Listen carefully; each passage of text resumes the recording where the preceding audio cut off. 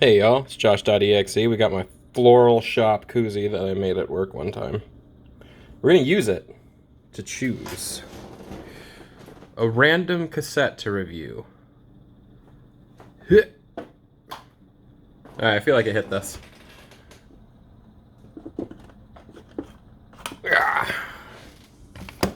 Alright, let's give it a go. Let's see what happens. Shoutouts to Pupper.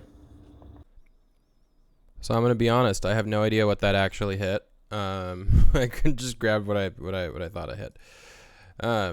Gotcha. Let's get into it. Aquarian Aesthetic by Azuresands on Power Lunch Records.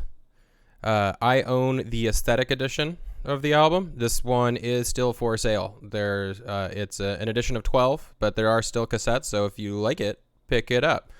It's the second edition. It's got a blue case to it, which is great. I really like the blue case. I like the labeling on each side. Packaging is really, really nice, especially for this was my first order from them, and I think my only order currently. I'll probably pick that up again when I am gainfully employed once more, but we'll figure it out.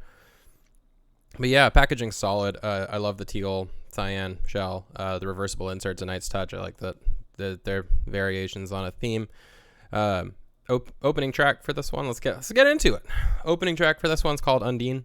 The track listing on the cassette is very difficult to read because it's kind of like a Greek lettering. It's fine. But yeah, I was scratching my head at a couple of them. I had to go look at it on Bandcamp to see what is this actually called. I can't read this. Shout outs to the straw. I don't know when I'm editing that in, but it was there, and I'm like, well, I don't want it to be Chekhov's straw. But yeah, the opening track's Undine, super ambient, lots of looping sounds, little things. It's nice. It's a good way to start the album. VR Snooze Bar, start strong. And I kind of like the name Snooze Bar because it kind of the main synth riff to it kind of sounds like an alarm type sound, but it's not unpleasant or anything. By the end, the song kind of drags for me. And we move on. There's Eurus, it's got some strange operatic vocals kicking in throughout. It's not bad. It's got a great bass line. It's got a real ethereal feeling, which is really cool. Parts of it's classic vaporwave and Nectar and Pageant. I think Pageant has a really mallcore vibe, and I think these next couple of tracks, they're just things I wanted more of. From Nectar, I wanted it to go longer, kind of develop on its theme. Same with Pageant. Yeah, it gives off a nice kind of mallcore vibe to it. It's still very classic vaporwave, but it kind of gives off that vibe of wandering around in a department store. It's nice, but it's I want more. Give me a little more. Oracle's my favorite track on the A side. It's got a really cool sound to it. And once again, I wanted a little more. I wanted to kind of expound upon itself, and once it starts, it's over.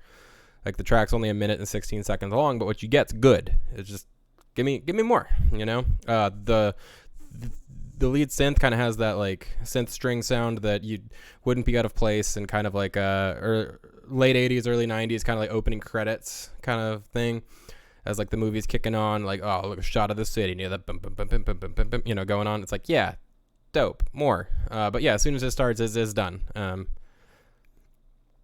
side solid, but yeah, I want a little more. Give me a little more. Then we got Nike, which is a cool track. It's got little nice synth flutes and stuff. Feels like a commercial. It's pretty cool.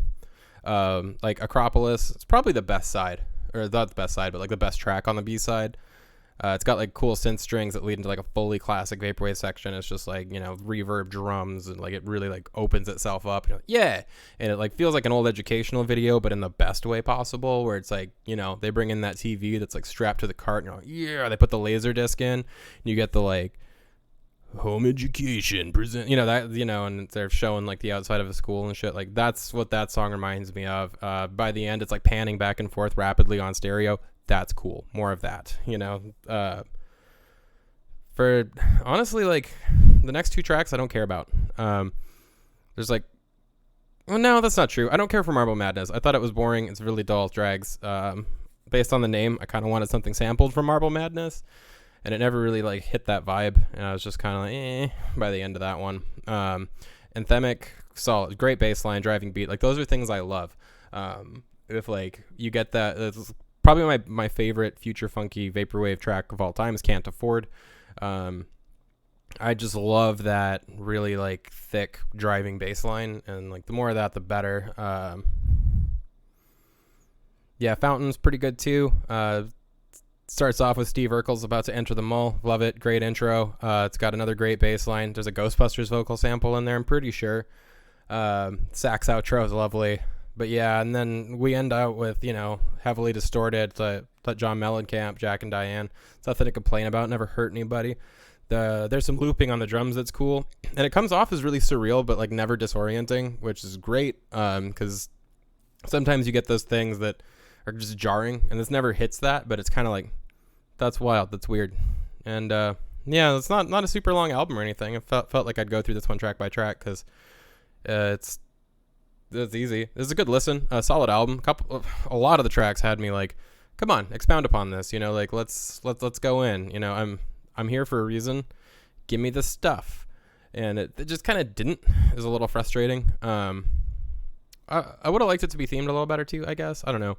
Not everything has to like carry a theme throughout, but I feel like when you're gonna like carry it through like your like tracks, or like through like how you've done the writing, and like I don't know, I just would I guess with this album, like I just want more of it, and I'm frustrated that I didn't get more of it, like I wanted tracks to go on longer. I wanted them to like develop a little more, things like that, and it just didn't happen. But it's a solid listen. I give it a soft 4, the 4 to 5, easy. It's an easy album to recommend. It's really carries out that classic vaporwave vibe throughout.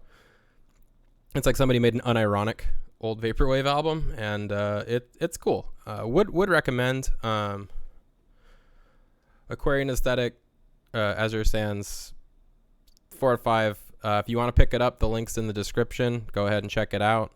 Thanks for listening. Like and subscribe. Do whatever. Later, y'all.